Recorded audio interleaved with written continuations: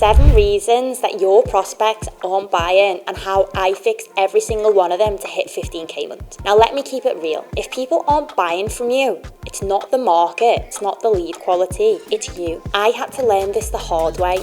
I went from being broke on Universal Credit when I lost all of my PT clients in lockdown, 0 clue what I was doing, to making 10 to 15 grand a month consistently in remote sales. With no business, no huge following, just me, my laptop, taking sales calls. But what changed the game was this. I stopped trying to be perfect and started fixing the exact reasons people were not buying from me. Let me break them down one by one. Now, the mental model that I used was to invert the problem.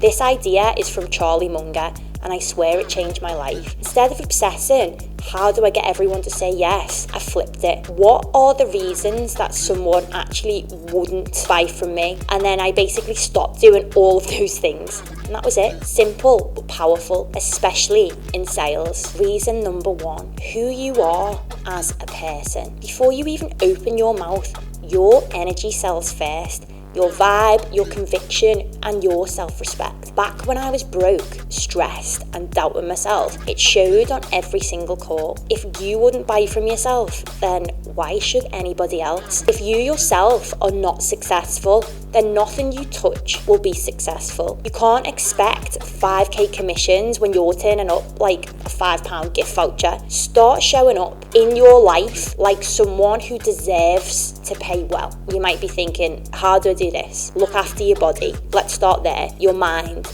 your finances. Get honest with yourself about your habits, your mental health. Work on your energy and your presence. That's what people on the other side of the call can feel. How can you expect to inspire someone to make a change when you yourself are not a woman of high value? Challenge you right now, write down out of 10, how much do you actually feel like you deserve big money from sales? Let's be honest, it's not going to be a 10, and if it's not, why is it not a 10? Reason 2 is because your skill set is mid. When I first started, I thought confidence was enough, but you actually need skill. If you're asking basic questions, letting surface level answers slide, not knowing when to challenge or dig deeper, if you don't know how to pull the truth out of a prospect, understand the buyer psychology, handle objections without sounding like a robot, you're going to struggle. Simple as that. Skill is what makes people trust you enough to pay. So improve your skill set. I've actually had people on call saying, wow, you are literally so good at what you do, that they essentially end up buying from me. If you're shit at what you do,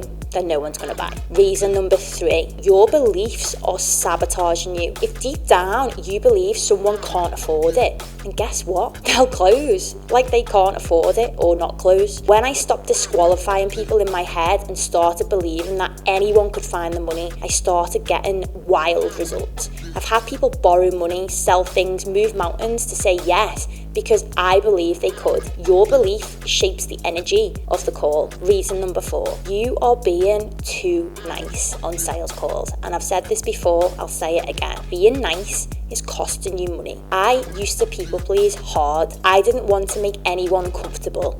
But how can you coach someone through fear if you're scared of hurting their feelings? Your job is not to be liked. Your job is to help them face the truth and take action. Nice does not close.